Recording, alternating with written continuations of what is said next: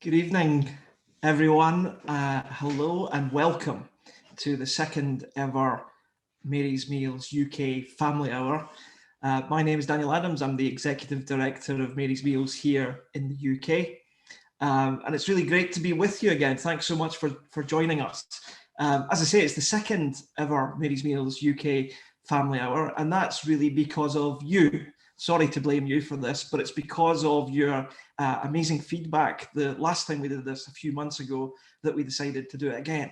On the evening, the last time we did this in the live chat on YouTube, there were lots of fantastic comments and we received so many great emails afterwards too, giving positive feedback, letting us know which types of content you might like to see in future, some of which we're going to cover tonight, and really just encouraging us to do more of this. So thanks so much for that. And please give us feedback after tonight's event too, if you would like to see a third Mary's Meals UK Family Hour. Just to remind everyone why we have chosen to call this our Family Hour. It's because we have a real deep sense of Mary's Meals being a family of people from all walks of life, across many different countries, across many different creeds, who all have the same simple goal. And we're all people who will simply not accept that any child should go hungry in this world of plenty. So it's nice to be together again as brothers and sisters in the one family, talking about this glorious mission of Mary's Meals. I'm just going to appeal at this stage, as I did the last time, for your patience should we encounter any technical issues. We've got my great and fantastic colleague David, who's looking after the technical elements tonight, so we're in safe hands. But if things do go wrong at any point, stick with us and David will get us back up and running, I'm sure, at any point. And it's quite a technically challenging little agenda we've got for tonight's Family Hour. We're visiting 4 different places and 4 different members of the Mary's Meals family. We're going to be talking in a few moments to Zach, who's 11 years old, and he's from Glasgow, and he's a superstar fundraiser for Mary's Meals. And then thereafter, we're going to go to the Southern Hemisphere, to Chipata in Zambia, where we're going to speak to Panji Kijani, who is our country director for Mary's Meals in Zambia. And then after that, we're coming a bit closer to home where I am here in Glasgow, across the water in Belfast in Northern Ireland. We're going to speak to my lovely colleague Kiwi McCann, who is our supporter engagement officer for Northern Ireland. And finally tonight, we're going to go to the most remote place of all of our locations, to Dalmally in the Scottish Highlands, to the home of Mary's Meals, to speak to Mary's Meals founder, Magnus McFarlane Barrow. So all of that's live tonight. I hope it's going to be informative for you. I hope it's going to be inspiring, that you'll be enthused, uplifted by what we're all achieving together through this mission of Mary's Meals. And I hope too you'll be struck tonight by the ordinariness of the things that you hear. Maybe sometimes we set a high bar, or we think about it being a high bar for entry in terms of getting involved in a mission like Mary's Meals or doing charity work. There are absolutely amazing things happen in the work of Mary's Meals, but more often than not, it's ordinary things, people just being faithful in ordinary things that really make this work, propel this work forward. Our founder Magnus likes to describe Mary's Meals as the sum of lots of little acts of love. And together, all of those little acts of love add up to a great mountain of love, which is really changing the world and having an amazing impact. So maybe at the end of tonight, you will be inspired to do the ordinary, to do some small things for Mary's Meals. When I think about this, I often think about Mother Teresa's quote. She said, "We can do no great things, only small things with great love." And I think that really describes well what it's like to be involved day to day in the work of Mary's Meals. Just a few housekeeping things before we go to our first conversation of the evening. First thing is to say that the live chat on YouTube that so many people took advantage of last time had just a phenomenal atmosphere with people talking to each other, sharing where they come from, letting us know a little bit about them. Please use it for that purpose again, if you would like to. But also, when we come to speak to our founder, Magnus, later on in the evening, I'd love to put some questions to him that you've popped into the live chat throughout the course of this evening. We've also received some questions ahead of tonight from supporters via email, so we'll try to get through as many of them as we possibly can at the end. Just the final bit of housekeeping is that, unlike last time, I'm not coming to you from the Mary's Meals office in Glasgow. I'm sitting here in my wee study in my house, so there is always the chance that we could be, the door could swing open and my little toddler, who's lovable but slightly crazy at the moment, to say hello. But I think we're okay at the moment, but it's always a risk. So just before we do go to Zach, our superstar fundraiser, for our first chat of the evening, I just wanted to finish this introduction by giving you an update on the programmatic position Mary's Meals finds itself in, because I'm sure we're all keen to hear what the latest is, particularly within the context of the COVID-19 pandemic. And, you know, for those of us who joined us at the last Family Hour, you'll know that around March, April time, when the pandemic really hit hard, much like the rest of the world, it was a pretty scary moment for us at Mary's Meals as we began to worry about how we were going to be able to keep our promise of a nutritious daily meal to all of the children enrolled in our school feeding programs around the world. And within the course of just a few weeks, because of the dedication of our program staff on the ground in our 19 programs countries, but also because of the local volunteers and local communities coming together to make it work, we were able to pretty much reinvent the way in which Mary's Meals are served almost overnight. It was almost miraculous. And that means for the last period since then, we've been able to keep our promise to the 1.6 million hungry children enrolled in our program. So the next phase is going to be just as challenging for us. Just like here in the UK, across all of our 19 countries, the same arguments and debates are replicated around when schools should go back, if they should go back, how to do that safely. And so that means that we're going to have to wait and see how quickly we can return to the Mary's Meals model of providing meals in schools rather than at the moment at home. There's actually a couple of really good news stories there.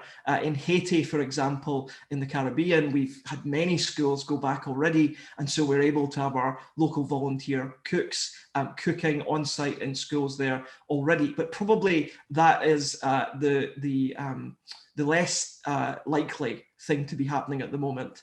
Most of the countries we're working in, including places like Malawi and Madagascar and South Sudan and Ethiopia, we're probably looking ahead to schools gradually reopening from September and beyond.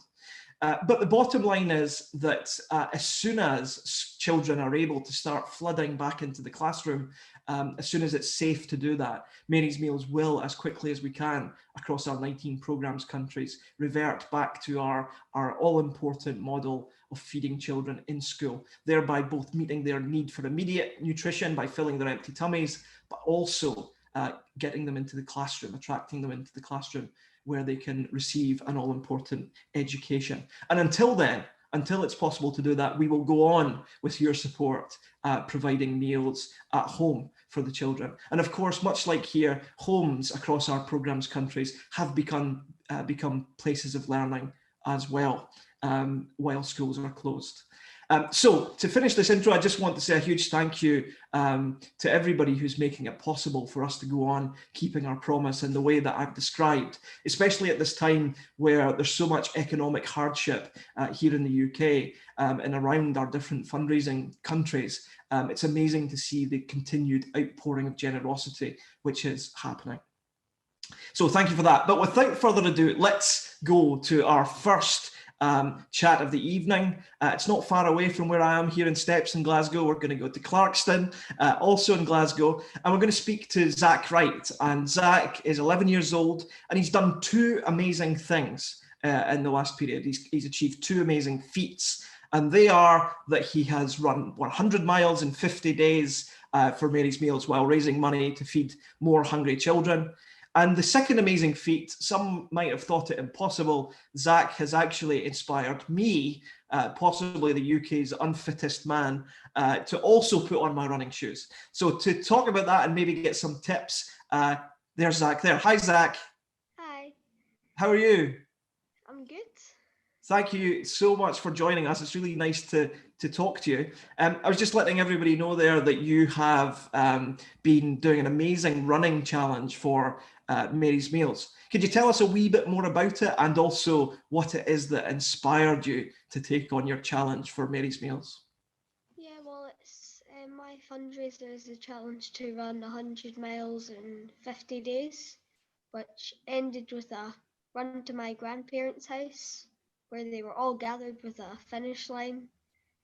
And the inspiration was probably from when people have come into my school and told us all about Mary's Meals and like all of us wanting to do a fundraiser or do something to help, but we never really get round to doing it. So when I got an opportunity to do it, I took it. That's fantastic. And what was it particularly about the work of Mary's Meals, feeding hungry children in some of the world's poorest countries, that you really wanted to support about it? Well, it's just if you were to hear about that anywhere, you would you would just sort of feel a wee bit sad and feel sorry for it because whenever you're living normally like most of the people in the world, you're just you sort of take food and stuff for granted sometimes. And whenever you see people that don't have enough food to feed their entire family, it almost seems a bit unreal. So I really wanted to help with that. Absolutely. No, and it's fantastic that you did, Zach, and your mum and dad must be so proud of you. In terms of choosing to do a running challenge, had you done a lot of running before? And how hard was it? How difficult did you find it to do? Well, I wasn't doing much running until the start of lockdown, but then that was just maybe one run in a week or something. But then they sort of got more frequent, and then by the end of May, I was doing them like 2 or 3 times a week. So I decided to do it for a good cause and do a running fundraiser. And what was the hardest part of it? The hardest part was probably when me and my mum ran to the shops to pick up some back to school clothes, and it was meant to be 3 or 4 miles, but it turned out to be 7.1 miles, and we had to run half of it with heavy bags on our backs on the hottest day of the year. Oh wow. Oh, that does sound difficult. What was the longest? How many miles did you run in your longest run? Well, that run was the longest run. Okay. Yes. Oh wow. Well, it's much longer than I've been able to manage. And you know, Zach, because we were talking about this earlier, that when I read about your story, it actually inspired me. And I am really unfit, but I've been able to start running and doing exactly the same challenge as you, 100 miles in 50 days. And I'm about halfway through, and I'm a good bit older than you, so it's maybe slightly harder for me at my age. What tips would you have for me about doing a running challenge to help me get to the end? Maybe especially it'd be good to know, how do you run in torrential Scottish rain? Because I've come across that a lot. Well, the first thing is a thing that anyone would tell you when you're asking for advice is to never give up. The second thing is to, if you're feeling demotivated or something, try to find a running sort of partner that you can run with and chat to make the runs more sort of entertaining and exciting. I had my mum for most of the challenge. Um, the third thing is to another time if you're feeling demotivated, just take a think about all of the people that have donated, where the money's going, and how many children you're going to be able to feed and make happy for a whole school year. Absolutely. And for torrential rain, it's to just imagine like you're in a very light shower. Yeah. Just you don't really care about it. You don't need to show up for somewhere quickly.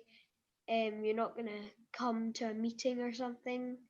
You can just you're running and then you're ending up back at your house, and you can have a nice hot bath or shower afterwards, and also wear elasticy clothes so that it's not all soggy and droopy.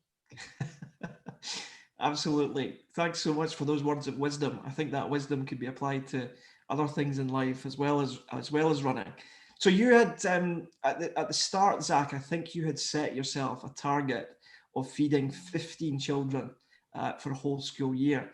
And given that we know it costs £15.90 to feed a child with Mary's Meals for a whole school year, I think that would have resulted in a target financially of about £240.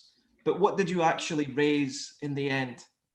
We actually raised just over £2,000. Wow. And how many kids does that result in you feeding for a whole school year? Because I know you've done the mathematics on this. Yeah, it's 125 children. 125, almost 126, as you said to me earlier.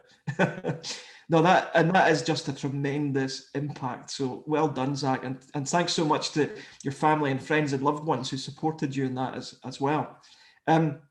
Just a final thing from me, Zach. There might be people watching tonight who would like to get involved and do a fundraiser for Mary's Meals, but maybe they've never done it before. Maybe they're a bit nervous about trying it. What advice would you give to them? I'd say to just go for it because nobody's gonna judge you.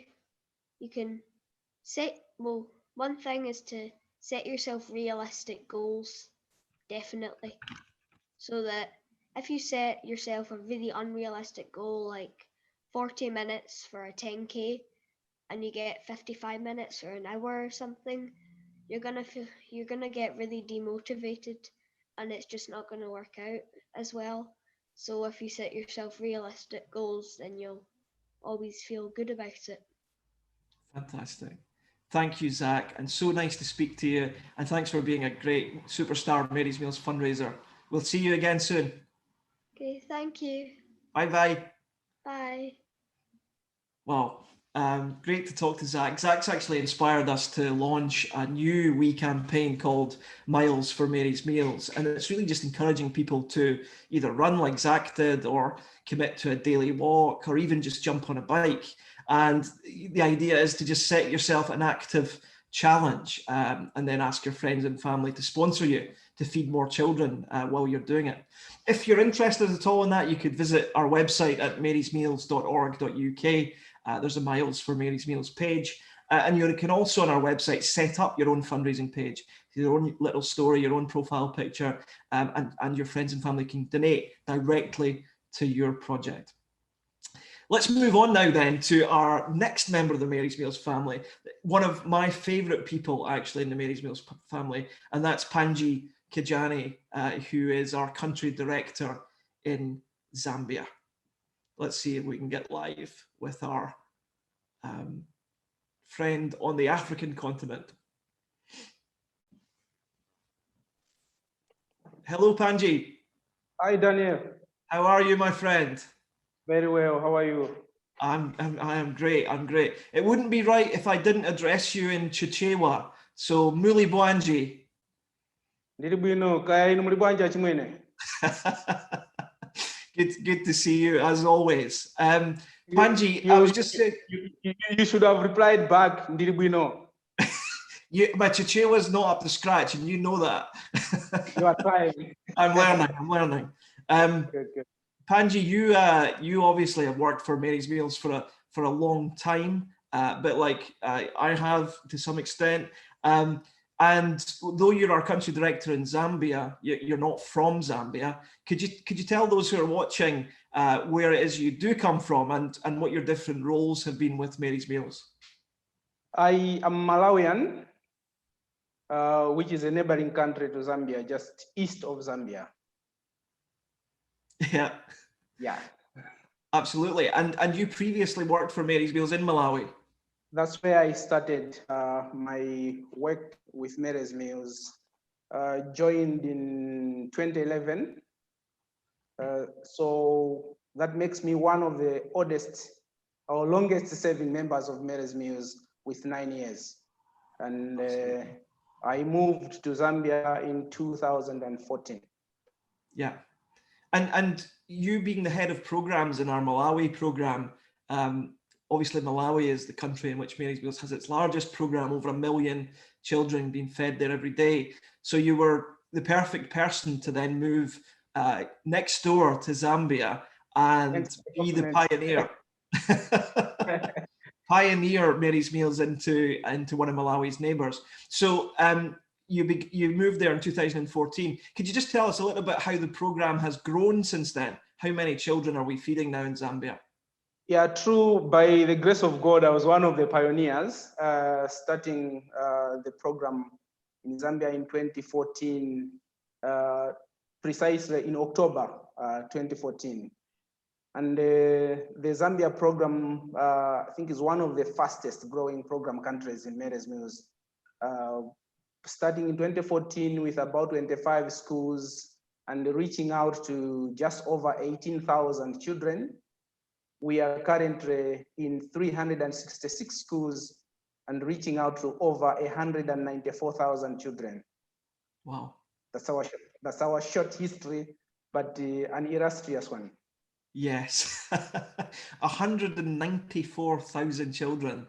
And it's really a testament to your leadership, Panji, and to your amazing, vibrant team in Zambia, all over Zambia, and in the head office in Chipata. I've obviously visited you there and know firsthand how amazing the team is.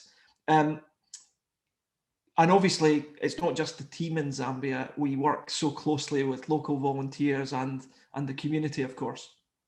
Yeah, I would want us to give the credit to all those co-workers, not just me and the team. There are a lot of volunteers at community level, the teachers in the schools, and of course, the co-workers based in the UK, Spain, the US, all those colleagues that help us to fundraise to feed the children. So those deserve the credit much more than me and my team.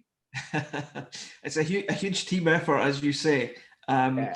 And just in terms of the current situation, Panji, this COVID-19 pandemic we're all living through, these strange times. Obviously, the continent of Africa, in terms of timings, is a bit behind other parts of the world where the pandemic raged a bit sooner. What's been the impact in Zambia in general as a country, and more specifically, what's been the impact on the Mary's Meals program there? Yeah, as you expect, a pandemic of this size will have impacts from all types of livelihoods. It's a multifaceted pandemic with a multifaceted type of impact. But if we talk about the work of Mary's Meals, and we are basically talking about household livelihoods. Yes. So what we have seen is that the pandemic has reduced the economic space for the already poor households, restricting their access to cash, restricting their access to activities that will bring the much needed cash home. So what that means is that the cash available for food, the cash available for the basic needs at household level is not there, or there's little of it. And it would therefore translate into household food insecurity, which makes the Mary's Meals more relevant at this point in time. So in summary, that is what I would say the impact of COVID-19 pandemic is, which makes the Mary's Meals more relevant than ever. Absolutely. And how many cases is Zambia as a country dealing with? As of today, we have registered just over 11,000 cases. And of those 11,000, we have over 10,000 that have recovered. But unfortunately, we have lost over 280 Zambians to COVID. Yeah. Yeah, no, that's awful. it's anybody lost to this terrible disease is a tragedy. Panji, just at this moment, I've just received a message through our live chat to let me know that we have a really big number of people, I think, joining from Zambia. So welcome to anybody joining us from Zambia tonight to see your brilliant country director.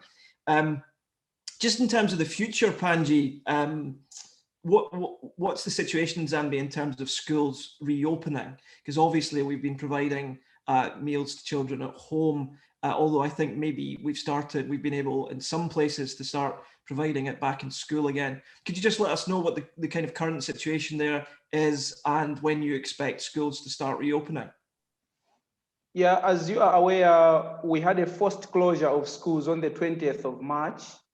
And we had to quickly adapt our way of doing things, realizing that there would still be some learning at home, and that learning would still require energy in children. We decided that we would give out take-home rations through parents. So the parents have been coming to the schools to collect the rations on behalf of the kids. But then we had again to modify that, create a crossbreed of a program, because the government directed a partial opening of schools where examination classes now are in class, and those children have to be fed in the school so that they can participate in the process of teaching and learning properly. So that is the situation as it now. Of course, schools are on recess. They'll be opening soon in the second week of September. And we all are hopeful that the situation will improve in these few days, and then schools can fully go back to normal, and we can resume the program as we know it of feeding a child in their place of education. Yeah, and please God, that will be the case, Panji. We'll all be praying and hoping for that from here too. And obviously, in with Mary's Meals, we're wanting to do two things broadly. We're wanting to keep the promise to the children who we already feed, but we're in the business of expanding to reach more. And so many of the people who are watching us tonight will be people who give what they can to help Mary's Meals to reach out to more and more hungry children. But obviously COVID-19 has been problematic for our planning this year, as it has been for many organizations. Is it going to be possible, Panji, for us to expand further to reach more children in addition to the 194,000 you mentioned this year? Yes, by the grace of God, we have gotten the news of assurance that we have some resources to reach more children. And we are at the moment organizing ourselves to ensure that between now and November, we are able to expand to a further 115 schools, which will take us up to 481 schools, and we will add on just over 51,000 children, which will take us to just over 245,000 children. So this is very exciting news that within the context of the challenges of COVID-19, our supporters haven't tired to work hard to mobilize resources and be making it possible for us to reach the next child. So yes, we will expand. Thanks be to God for that. And as you say, the generosity goes on, which makes that possible. Just a final thing, Panji, for those who are watching, have you got a particular message to them beyond anything we've said so far? Yes. First of all, I should say I'm grateful to the selflessness of all the co-workers all over the world.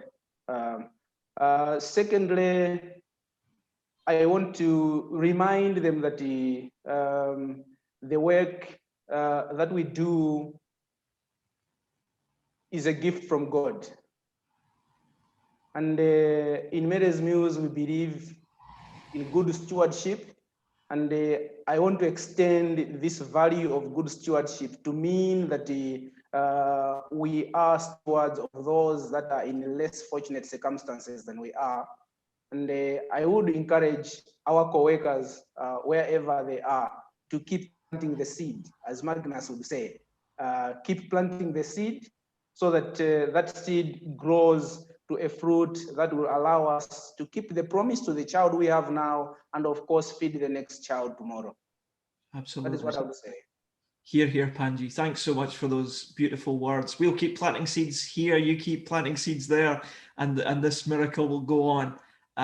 Thank you so much, and give our best to your amazing team in Zambia. I will. Thank you, Daniel, for having me in the family today. Cheers, cheers, Panji. Bye bye. Bye bye. Wow, he's an amazing man, a great man, Panji. Great to talk to him. Hope you found that inspiring, and I'm just delighted that the technology worked from here in Glasgow all the way to Chapata in Zambia. Next up, we're going to go to closer to home, as I said earlier, to Belfast in Northern Ireland. There's been people in Ireland, the whole island of Ireland, who have been getting very active recently, a bit like Zach has been with his runs, and that's the people who've been taking part in the step-by-step challenge. It's called the Step-by-Step campaign, but it has a slightly more colloquial name, which is the Walk to Knock. Knock, for anybody who doesn't know, is a place which is, particularly important for people of the Catholic faith. It's a shrine to Mary, the Mother of Jesus, in Ireland, and of course, with Mary's Meals being named in honour of Mary, the Mother of Jesus, particularly appropriate that people walk towards Knock and are sponsored to do so to feed more hungry children.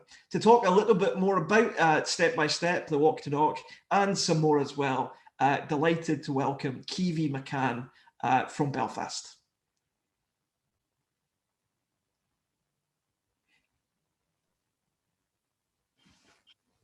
Hello, Kiwi.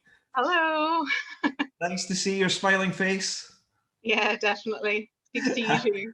We had a bit of a tech issue with your camera, so particularly glad that we could see you.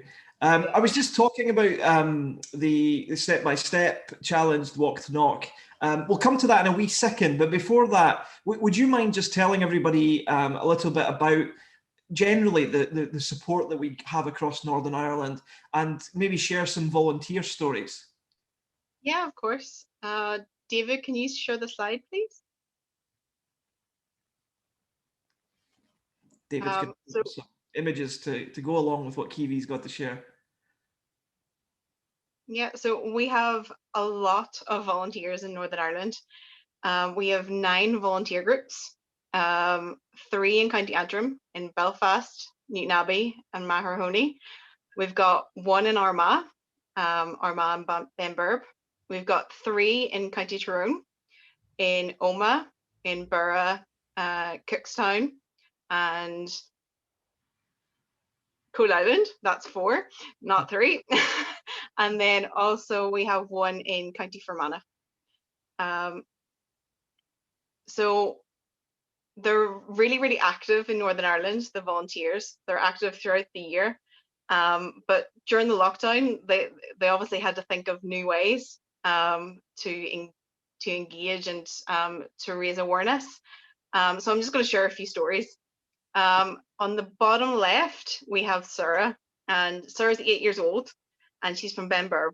And she decided that she was going to draw pictures and sell them for Mary's Meals.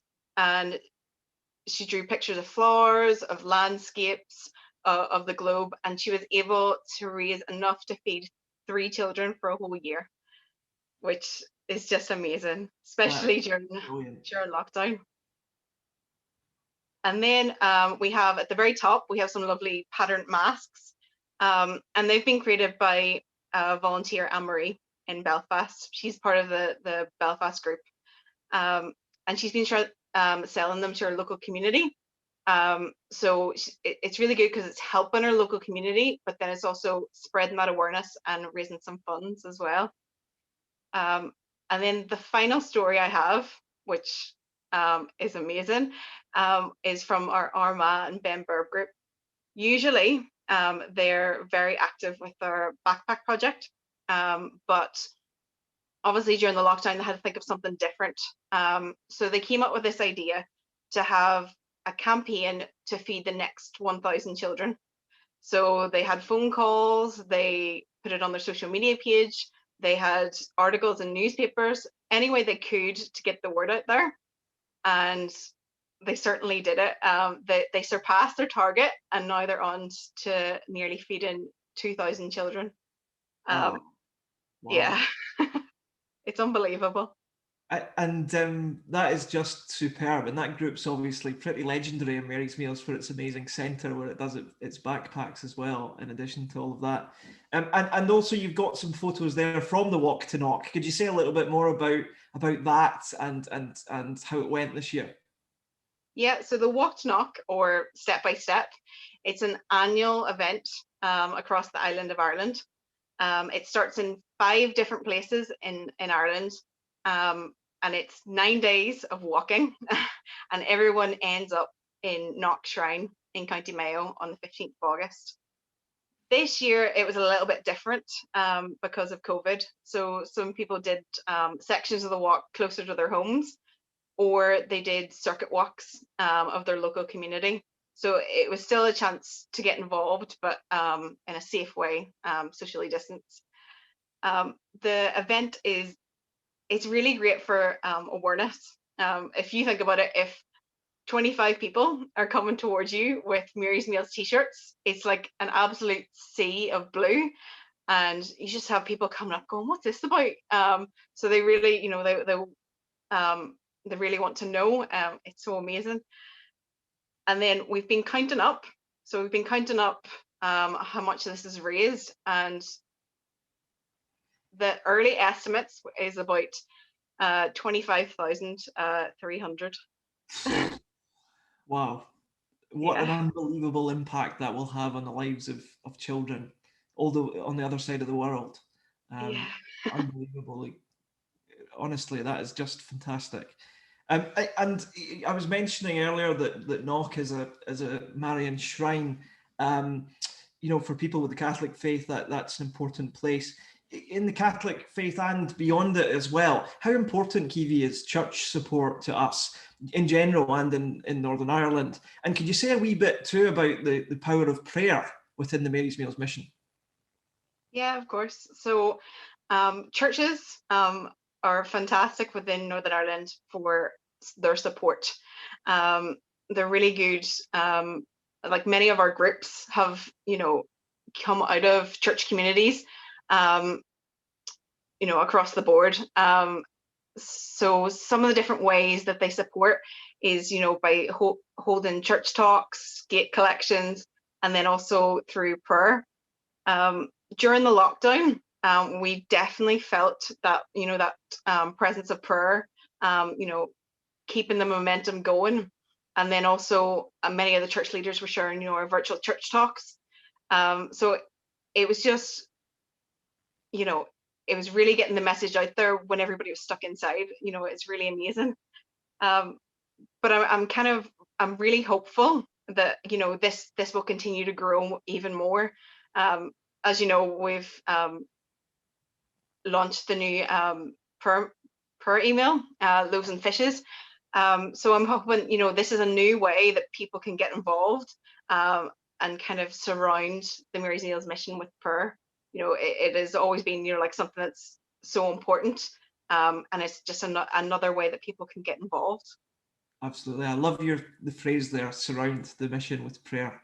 I think that's a beautiful way to put it. And as you say, we have this new email within the UK that is a prayer email that people can sign up to and receive information that will allow them to become more deeply involved in the prayer life of Mary's Meals.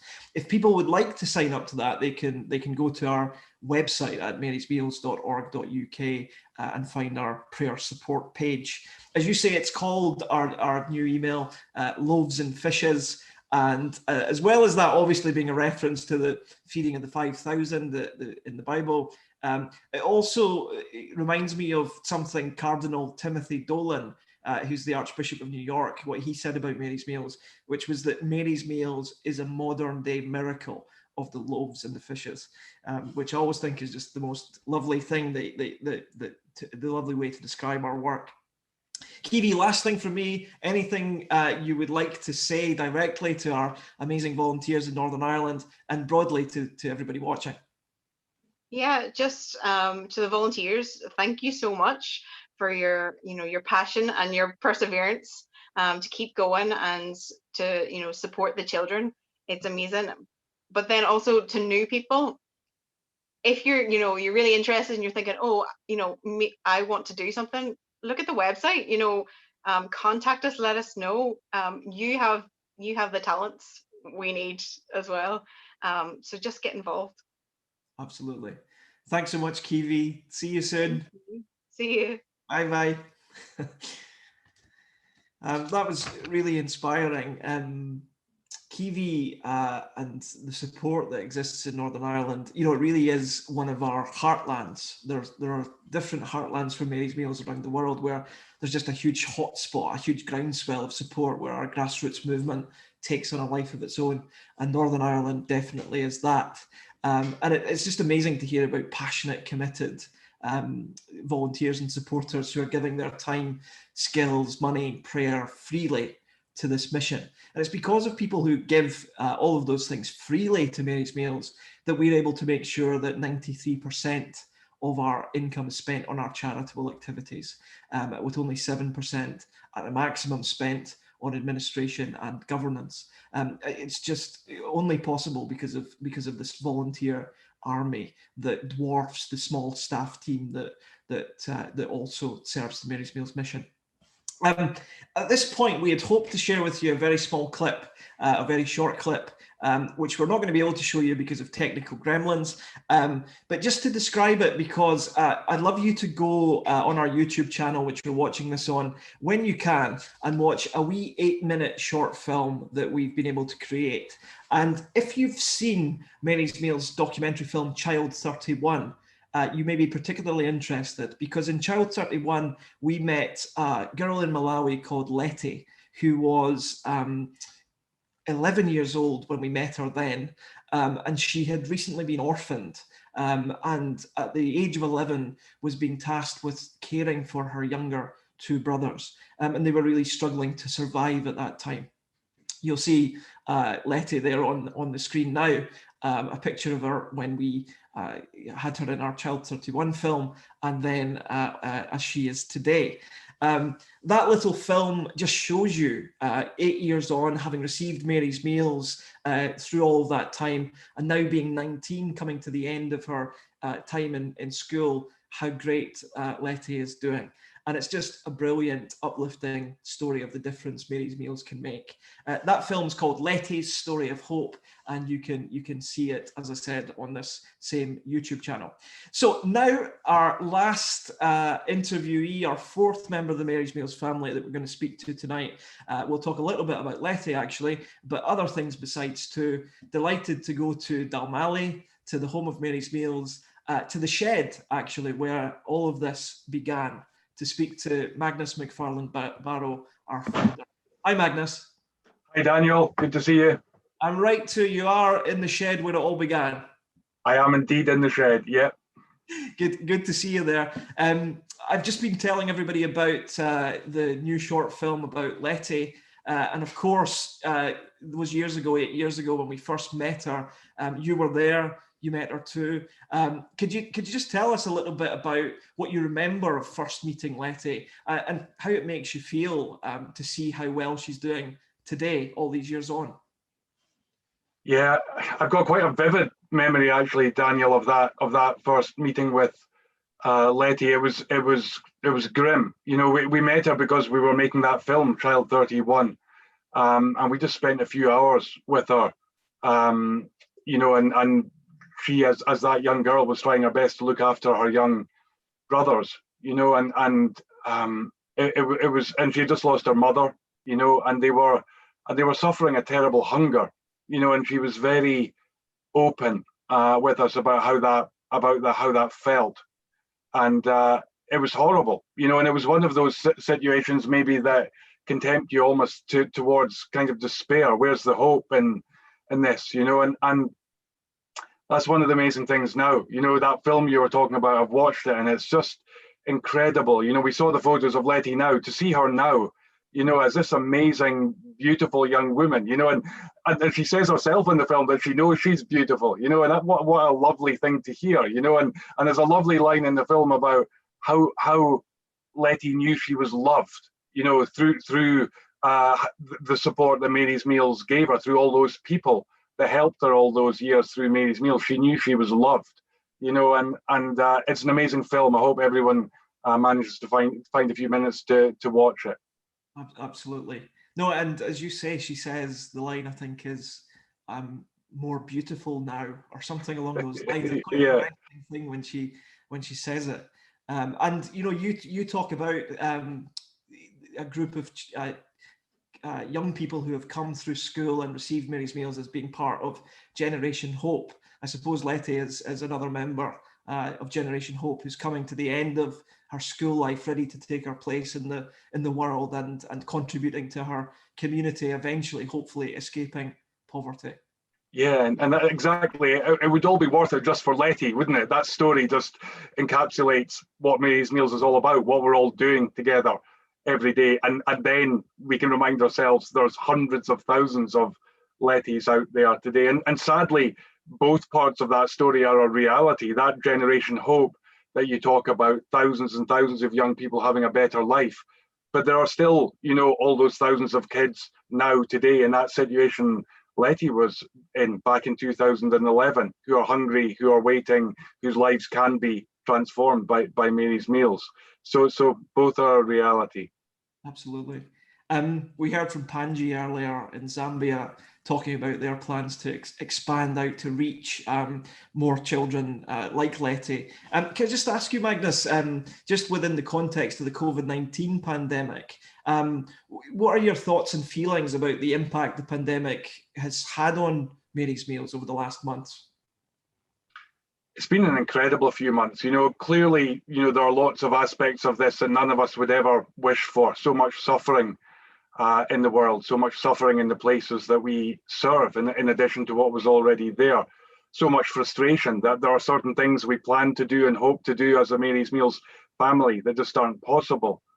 And then at the same time, you know, over these last few months, it just feels like this miracle. You know, I've heard that word mentioned a few times by all the amazing folk you've been speaking to tonight. And that's, you know, that's just what really I feel like. I'm sure so many of us feel like that, you know, there was a point back then in March when things began to lock down, and I think we all began to realize the enormity of this, that it felt really bad. You know, maybe it was the first moment I ever felt since the beginning of this, that really, how are we going to go forward here? The schools are closing, you know, that's where we provide our meals.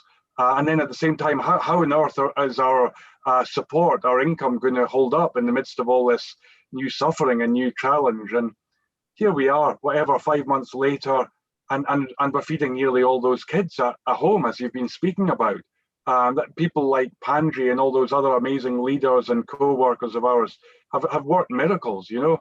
And then at the other side of the movement, all these people that have just gone on and done things like young Zach there and the amazing people we were hearing about in Ireland. People just haven't stopped. They've just said, okay, well, we'll find a new way, you know. And I suppose some of us, like you and I, that have been on this journey with Mary's Meals for a while now, we can think, you know, we've seen it all. We understand the wonder of Mary's Meals. And then there's always more, isn't there? You know, and I think that's what it's felt like for me, this thing with COVID-19, this family of Mary's Meals, this miracle is even more amazing than I thought it was. Oh, absolutely. And what about your immediate family situation, Magnus, in terms of how you've been dealing with lockdown and all of that? I understand on the plus side, at least, your vegetable plot is a lot more loved. yeah, I was just swapping stories about my amazing cucumbers that we've grown with Panji earlier. Yeah, I mean, really, personally, Daniel, nothing to complain about, to be honest. It's felt like a very blessed time for us. I've obviously spent a lot of time over the years traveling and being away from my family, and sometimes that's not always easy. Well, not for me. I don't know if the kids are complaining, but I've suddenly found myself, you know, back at home for a few months and being able to do things like grow vegetables and you know, so I'm not complaining. We're all very blessed here. And it's just, I just feel with whether it's personally or with Mary's Meals, these challenges, because some of it is challenging even personally in terms of kids not being able to go to school as normal and so until very recently. There's just so many opportunities to learn things that you never thought of before as well. You know, even if that's just growing cucumbers in my case. And it's not just cucumbers that you've been busy with, because actually we've got a busy couple of weeks on a couple of scores. Today, actually, it just so happens that the audiobook version of the book you wrote a few years ago about the story of Mary's Meals, The Shed That Fed a Million Children, that's come out today. It's available on Audible and other online book retailers. So that's a big thing, to revisit that book in audio form. And also a week today, you've got a brand new book coming out, which is called Give, Charity and the Art of Living Generously. Give, Charity and the Art of Living Generously. And that book that you've written, Magnus, is 100% of the profits are going to go to charity, including to Mary's Meals. Out, as I say, a week today on the 3rd of September. Online, it will be available and all major bookstores as well. And I know this is the kind of thing that's liable to embarrass you, Magnus, so sorry about it. But I'm just going to share one wee review that we've already seen for Give as a book. And it was the presenter of a talk show in Canada who said this about it: I found myself nodding, cheering, crying, and wanting to underline everything in this book. So Magnus, could you maybe just tell us more about Give and why you think it resonated so much with that TV presenter in Canada, and why you hope it's going to resonate with many more people as well? Yeah, no, it was lovely to get that as a first review. So thank you for sharing it, because I am a particularly insecure author and was kind of terrified about what the reaction to this book might be. I mean, Give, it's different than The Shed, you know, just so people are clear. It's not, you know, The Shed That Fed a Million Children Part 2. It's not like that. It's really, it's an exploration of charity. What is charity in essence? What is it that prompts all these beautiful acts of love around the world? You know, I think it's such a kind of, it's a universal thing. You know, it's something that I think defines us as human beings. You know, I think it's when you see authentic charity, I think you see something that points to God. I feel points to something greater than us. And then yeah, at the same time, you know, charity gets a hard time of it sometimes, doesn't it, in terms of reputation? You know, some scandals that have been attached to charity, some misunderstandings, I think, about what is charity, confusion, what's international development, what's philanthropy, what's charity. You know, and some of that makes me sad, because, you know, I think all of us in the Mary's Meals family know and love charity as this beautiful thing, this thing that changes lives, that makes all our lives better, not just the receiver, but the giver, those of us who participate. We know this makes us more fully human. It makes us have more joyful lives, you know.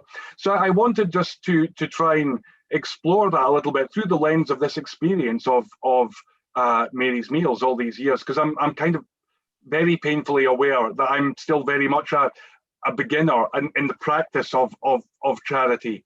But I have had this privilege of being surrounded by people or encountering people who practice charity in a remarkable way in a lot of different situations over the years. And so I just wanted to write about that and try and elevate the place of authentic charity. And maybe a little bit, hopefully a little bit in there as a guide to those of us in different good causes around the world that find ourselves as stewards of other people's gifts, find ourselves as trying to organize that love, as it were. And it's not an easy thing to do, you know, and so maybe just sharing some of what we together have tried to learn about that over the years. Yeah, thanks Magnus. Great to get that overview of Give, Charity and the Art of Living Generously. As I said, it's going to come out next week, and for supporters of ours who are interested in getting a copy, and as I said, profits going to charity, including to Mary's Meals. So there'll be a lot of good work that will be able to come out of people getting a copy, as well as being able to read the book itself. We'll be sending out emails, and there's information on our website at marysmeals.org.uk as well that people can see. Magnus, just before we come to the Q&A portion, and we are running very close to this family hour being over, but it's going to be a Mary's Meals UK family hour and 10 minutes, if people wouldn't mind bearing with us, because I think it's worth just getting to the Q&A. But I just wanted to ask before we do, is there a particular message that you would really just be keen to give the people who are tuning in tonight, especially those who have just supported us so faithfully through this last period, particularly? Yeah, I just thank you with all my heart. Really, I know it's hard, isn't it? You know it too, Daniel. It's impossible actually to find the words to really express it. You know that what's happened these last few months has been truly incredible. You know, and just the faithfulness, just the determination of people to go forward, no matter what. There would have been every excuse to look a little bit inwards at the moment and think about our own new challenges, rather than continuing to think about those kids that we serve, often very far away from us. And I just thank you for not ever forgetting about them and for just going forward. Thank you, Magnus. So Q&A, we've got some live questions coming in from the live chat, so I'll try to have a look at them. Maybe we'll just do this one first. Sue Nightingale, Magnus, has just asked, said, congratulations on your new book. If you've had to pull out one or two things that were really different about it versus The Shed, what would those couple of things be? I suppose in it, I'm expressing a few of my own opinions about things rather than just telling stories. I am telling a lot of stories like I did in The Shed, but I'm using them to try and, I suppose, express a view of the world. And I suppose that would be maybe the biggest difference, and maybe partly what was a little bit scary about it for me. Okay. And from Western Bartonshire, Eileen has asked, how important is your faith, Magnus, and prayer life in continuing to do this work of Mary's Meals? I can't really, I think it's very hard for a person of faith to try and explain what it'd be like if that wasn't there, you know. So for me, Mary's Meals is a fruit of prayer, and again, that's been beautifully talked about today. For me, you know, the work of Mary's Meals is an opportunity to put faith into action, but that doesn't in any way diminish the universality of this mission. You know, so many of our most wonderful co-workers may not share that faith, or may have a different faith than mine, and that's one of the wonderful things for me about Mary's Meals. I think the more diverse we are, the more capable this family of ours is of fulfilling that amazing vision of ours. Yeah, absolutely. And we got a question from Owen, who's 10, and he's from York. And he says this: as part of my Faith in Action award at school, I have to reflect on why I make the choices I do. I find that hard, says Owen.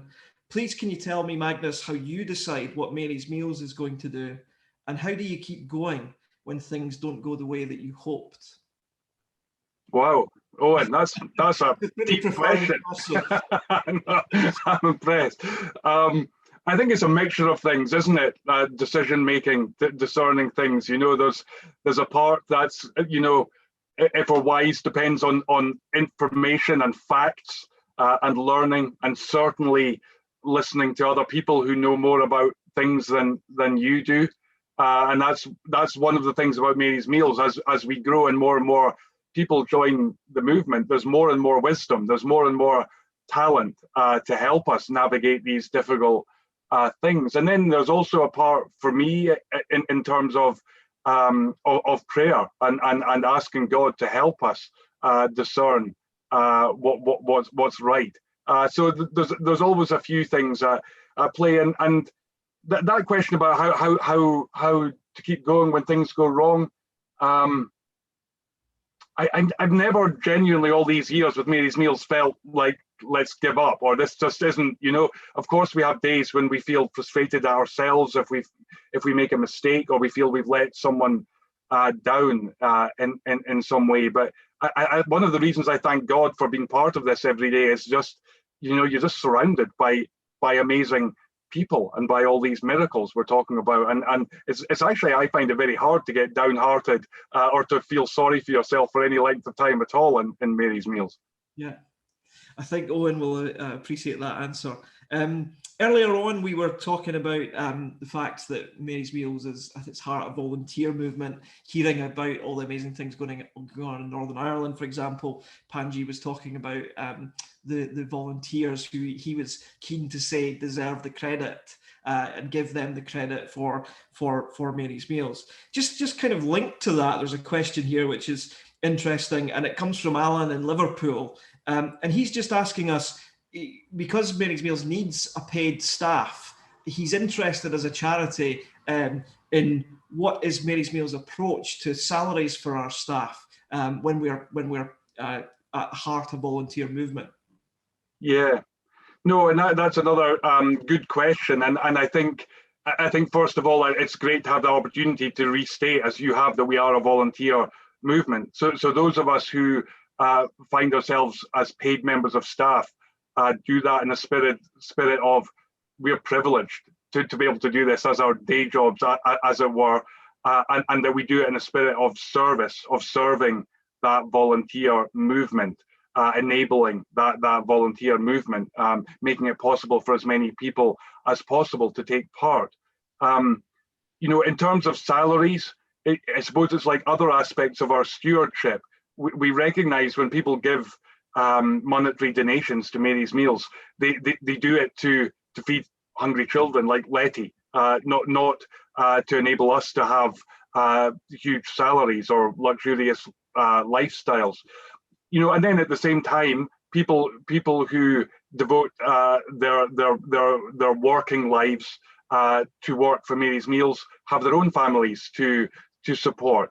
So there's a balance between paying a fair and just wage and recognizing that particular responsibility to be stewards of all those gifts. And so over the years has evolved a very kind of particular approach to salaries within Mary's Meals, which tries to balance that. And one of the ways we do that is having a ratio that tries to keep the gap between the lowest salaries in the organization and the highest ones relatively small. And one of the purposes of that is to ensure that salaries at the top end of the organization don't grow. And it means that probably salaries for senior positions in the organization probably don't compare very well for jobs in similar organizations or similar responsibilities elsewhere. And that does lead to people having to make a choice that want to come and work in Mary's Meals. We talk about expecting all our staff to have a vocational attitude in Mary's Meals, and that's part of it. But so it's a good question. It's a hard question because it's not an easy thing to balance all those things I've touched on. Thank you, Magnus. Final question comes from Christina in Manchester, and Christina is just saying along the lines of what we've already discussed. COVID-19 has obviously caused so much uncertainty, including economic uncertainty. How is it affecting donations to Mary's Meals thus far?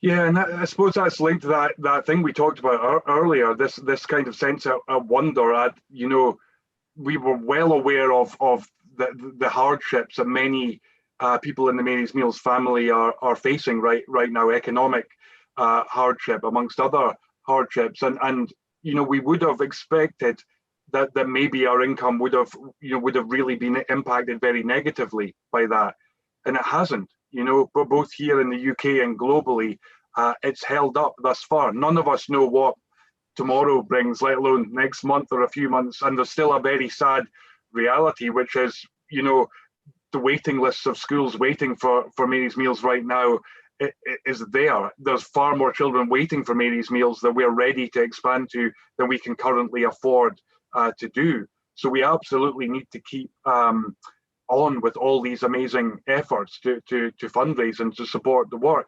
But incredibly, our income has held up in an amazing way over these past few months. Thank you, Magnus. Bit over time. We could have asked a few more questions, but we'll leave it there for tonight.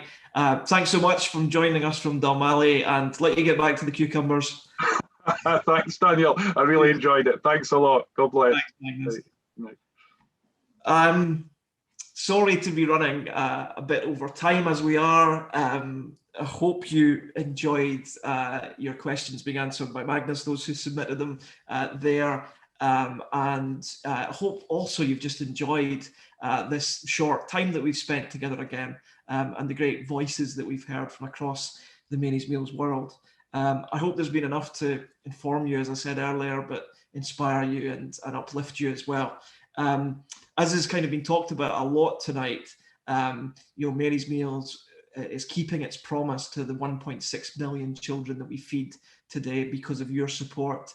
And as Magnus has just shared, we stand ready to reach out to more children as and when funds allow. So, just so grateful to everybody for what they're giving, whether it's money, time, skills, prayer, any of those things are hugely appreciated. As I said earlier too, please give us whatever feedback you can about tonight's Mary's Meals UK Family Hour. And we'll look ahead to try to do a third one if people are keen for that. And if it looks like people are keen for it, I think the next one is going to coincide with World Porridge Day, which is the 10th of October, this year, Saturday. So we're probably going to look to do our next one with a porridge party. And that's the day where we just celebrate and eat porridge in solidarity with the children who receive meals in countries like Malawi and Zambia, where the dish that we serve is a vitamin-enriched maize porridge. So hopefully we will go ahead with that once we hear back from our supporters about how tonight's gone, and we will wait to see you again then. Thanks so much.